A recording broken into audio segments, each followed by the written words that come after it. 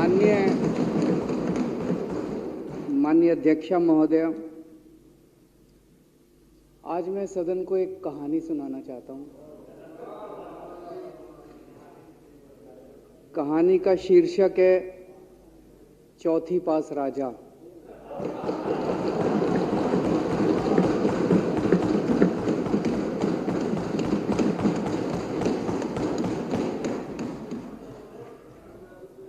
आपने बचपन में राजा रानी की बहुत कहानियां सुनी होंगी। मेरी कहानी में रानी नहीं है,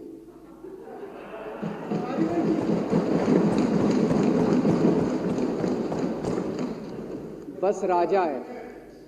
ये एक ऐसे राजा की कहानी है अध्यक्ष महोदय,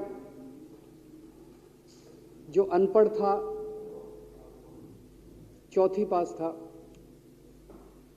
बेहद अहंकारी था, बहुत अहंकार था, बहुत ज्यादा, और पैसे की इतनी हवस थी, इतना भ्रष्टाचारी था, इतना भ्रष्टाचारी राजा था। ये एक महान देश की कहानी है। एक बहुत महान देश था, कई हजार साल पुराना देश। उस देश में एक गांव में एक बहुत गरीब परिवार में एक बच्चे का जन्म हुआ। जब बच्चे का जन्म हुआ तो ज्योतिषी ने कहा, गांव में ज्योतिषी होते हैं, आते हैं, वो पत्री बनाते हैं। ज्योतिषी ने कहा, माई तेरा लड़का बड़ा होके बहुत बड़ा सम्राट बनेगा। माई को यकीन नहीं हुआ, मेरा इतने गरीब हूं मैं, कहां से मेरा बेटा सम्राट बनेगा। तो उसने कहा, नहीं, तेरे बेटे के ग्रह बताते हैं तेरा बेटा बहुत बड़ा सम्राट बनेगा। बेटा धीरे धीरे बड़ा होने लगा। स्कूल, गांव का ही स्कूल था, स्कूल जाता था, उसका पढ़ने वढ़ने में मन नहीं लगता था। तो चौथी के बाद उसने किसी तरह से चौथी करी, चौथी के बाद उसने स्कूल छोड़ दिया। गांव के पास एक रेलवे स्टेशन था।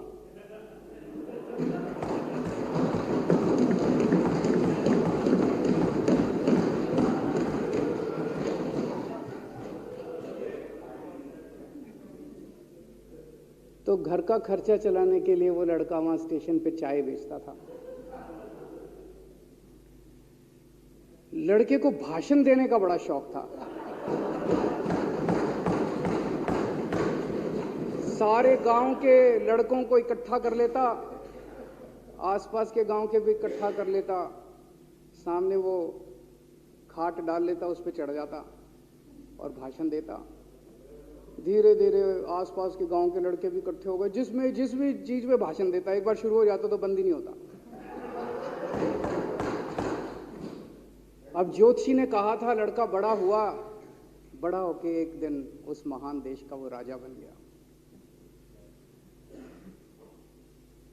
पूरे देश में उसका नाम हो गया चौथी पास राजा। लोग उसको चौथी पास राजा कहते थे। अब उसे आता जाता कुछ था नहीं, पढ़ा लिखा था नहीं। अफसर आते, कुछ अंग्रेजी में चपर चपर करते, उसको समझ नहीं आता। अफसर जो मर्जी उससे साइन करा के ले जाते, जो मर्जी उससे साइन करा के ले जाते। अब वो कुछ पूछे अफसरों से तो उसे भी शर्म आती थी कि मैं पूछूंगा तो उनको लगेगा अनपढ़ आदमी है, पता चल जाएगा। तो उसके भी दिल में ये रहता था, यार मैं पूछूं ना पूछूं। पता नहीं किस किस चीज पे उसने चौथी पास राजा ने साइन कर दिए। फिर धीरे धीरे राजा को ये बुरा लगने लगा, यार ये मेरे को चौथी पास कहते हैं। तो उसने एक फर्जी डिग्री बनवा ली। कहीं से फर्जी डिग्री बना के ले आया, एमए की। बोला मैं एमए हूं। तो लोगों को लगा, यार ये तो ठीक नहीं है, ये तो फर्जी डिग्री हम बना के ले आया हमारा राजा। तो लोगों ने आरटीआई डाली। जो आरटीआई डालता उस पर 25,000 रुपये जुर्माना।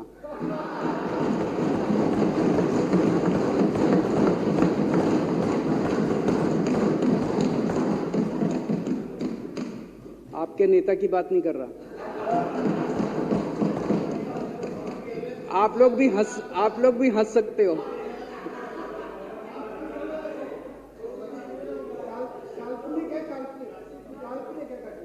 तो जो आरटीआई डाले उसको 25,000 रुपए का जुर्माना, जो आरटीआई डाले उसको 25,000 रुपए का जुर्माना। एक दिन कुछ लोग गए चौथी पास राजा के पास, बोले जी एक बड़ा धांसू आइडिया लेके आए हैं। बोले बताओ। बोले जी नोटबंदी कर दो, भ्रष्टाचार खत्म हो जाएगा देश से। तो उसने कुछ पूछा, उसे कुछ समझ नहीं आया राजा को क्या कह रहे हैं क्या नहीं, पर उसे लगा यार कुछ धांसू आइडिया होगा। उसने एक दिन रात को 8 बजे टीवी चैनलों पे जाके नोटबंदी कर दी। बोला सारे नोट बंद। पूरे देश में हाहाकार मच गया, तड़प गए लोग, धंधे बंद हो गए, दुकानें बंद हो गई, लोग बेरोजगार हो गए, बुरा हाल हो गया पूरे देश। लंबी लंबी लाइनें लग गई पूरे देश के अंदर। लोगों ने जाके उसको कहा जी नोटबंदी कर दो, आतंकवाद खत्म हो जाएगा। ना आतंकवाद खत्म हुआ, ना भ्रष्टाचार खत्म हुआ, देश बर्बाद हो गया। वो महान देश जिसका वो राजा बना था, वो देश 10 साल 15 साल 20 साल पीछे चला गया उस नोटबंदी से, उस चौथी पास राजा की वजह से। एक दिन कुछ लोग गए उस राजा के पास, बोले जी खेती खूब बड़ी हो जाएगी, ये किसानों के कानून पास कर दो। अब उसको कुछ अकल नहीं थी राजा को, अनपढ़ राजा था। उसने साइन कर दिए, 3 काले कानून पास हो गए किसानों के। पूरे देश के किसान सड़कों पे, जगह जगह मोर्चे, 750 किसानों की मौत हो गई 1 साल के अंदर। अंत में राजा को वो कानून वापस लेने पड़े। धीरे धीरे देश की समस्याएं बढ़ती गई, क्योंकि राजा ऐरे गहरे। इससे पहले एक और राजा आया था, मोहम्मद बिन तुगलक। वो भी ऐसे ही करता था, कभी उसने देश की राजधानी बदल दी, कभी बोला मैं चमड़े के सिक्के बनाऊंगा। उसी तरह से ये था अनपढ़ राजा, कुछ भी कर देता था। अब राजा को एक दिन लगा यार मैं तो राजा बन गया, पता नहीं कितने दिन रहूंगा। तो उसकी गरीबी में जो जीवन उसने जिया था, उसे लगा यार पैसे तो कमाने चाहिए।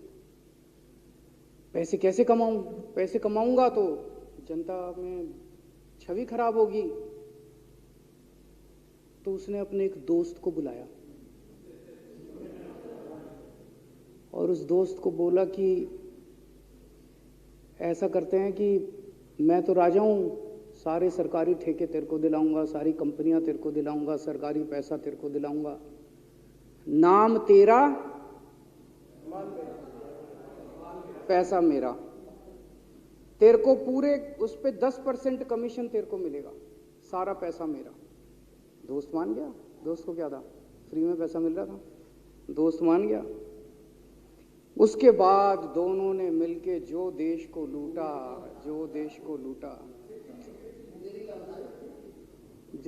लूटा। सबसे पहले वो दोस्त आया, बोला सर सबसे पहले बैंकों को लूटते हैं। तो वो बोला वो कैसे यार, बैंकों को लूटेंगे तो ये तो ठीक नहीं है। बोला नहीं ऐसे करते हैं, आप किसी बैंक के चेयरमैन को बुलाओ, उसको बोलो कि वो मेरे को लोन देगा।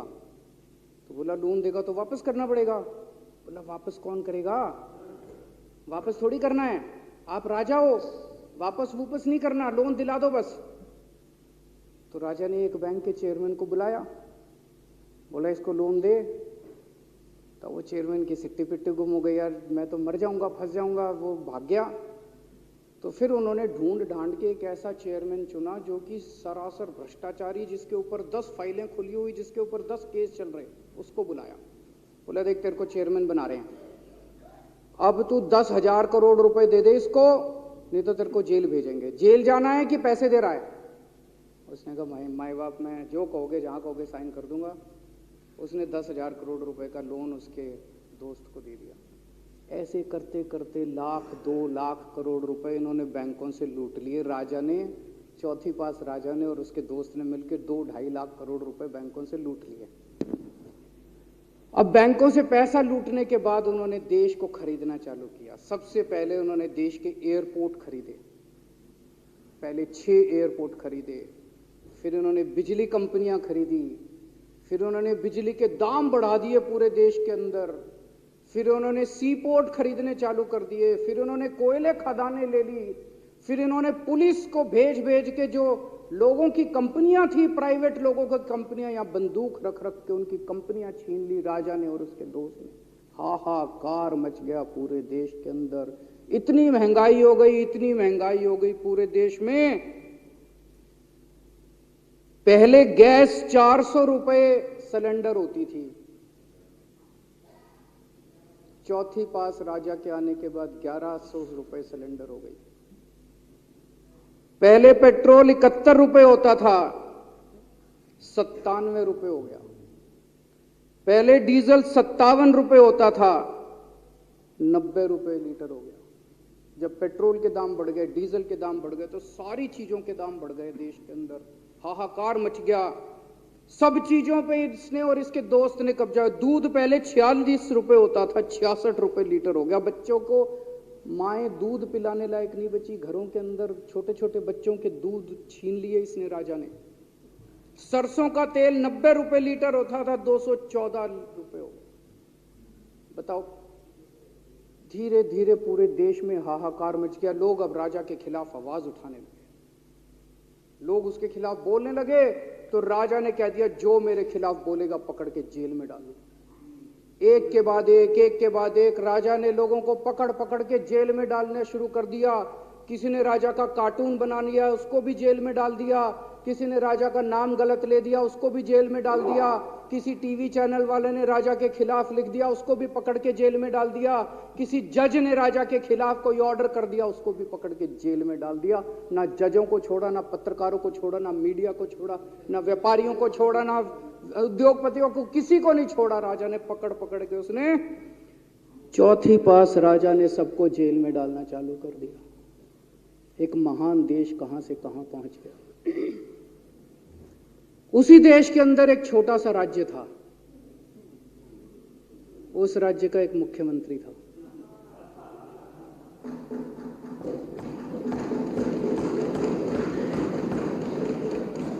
उनके चेहरे पे भी स्माइल आ गई,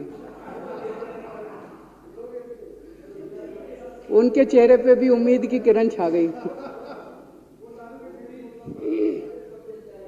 वो मुख्यमंत्री अपने लोगों का खूब ख्याल रखता था। वो मुख्यमंत्री कट्टर ईमानदार था। वो मुख्यमंत्री कट्टर देशभक्त था। वो मुख्यमंत्री पढ़ा लिखा था।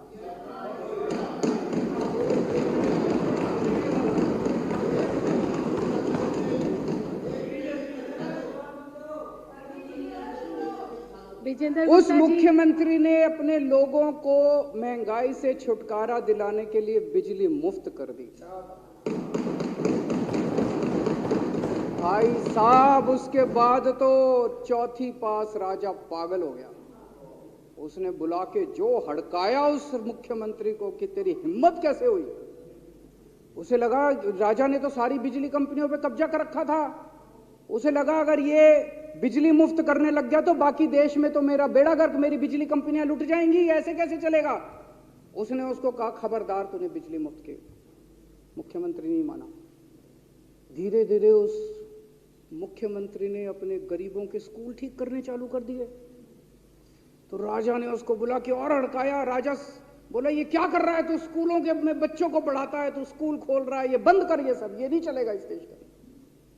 वो नहीं माना मुख्यमंत्री। फिर उसने मुख्यमंत्री ने सबके इलाज मुफ्त कर दिया, सबके लिए शानदार मोहल्ला क्लिनिक खोल दिए, इलाज मुफ्त कर दिया। राजा तो बिल्कुल ही पागल हो गया। धीरे धीरे जनता को पता चला कि राजा कैसा है। एक दिन लोगों ने उस राजा को उखाड़ के फेंक दिया।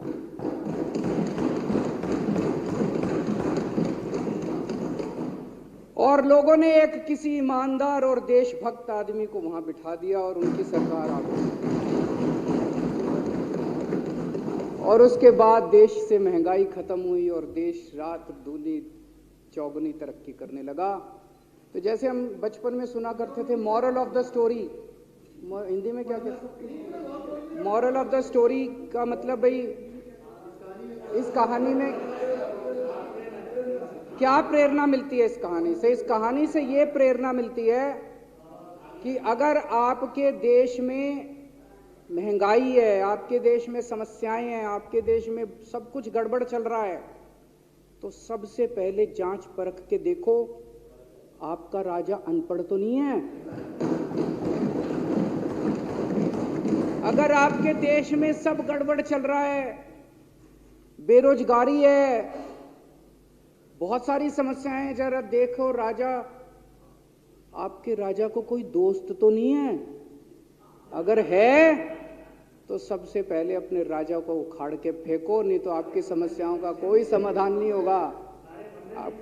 आपकी समस्याओं का कोई समाधान नहीं होगा। वो पढ़ा करते थे, अंधेर नगरी चौपट राजा, सवा शेर बाजी सवा शेर खाजा। बहुत बहुत शुक्रिया।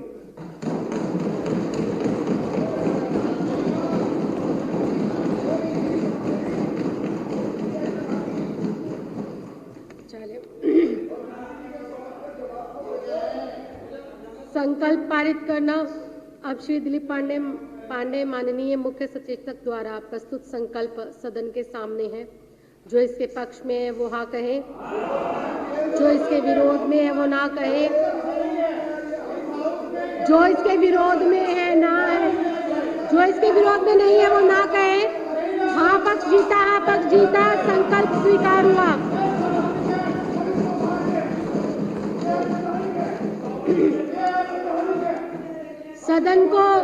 सदन को अनिश्चित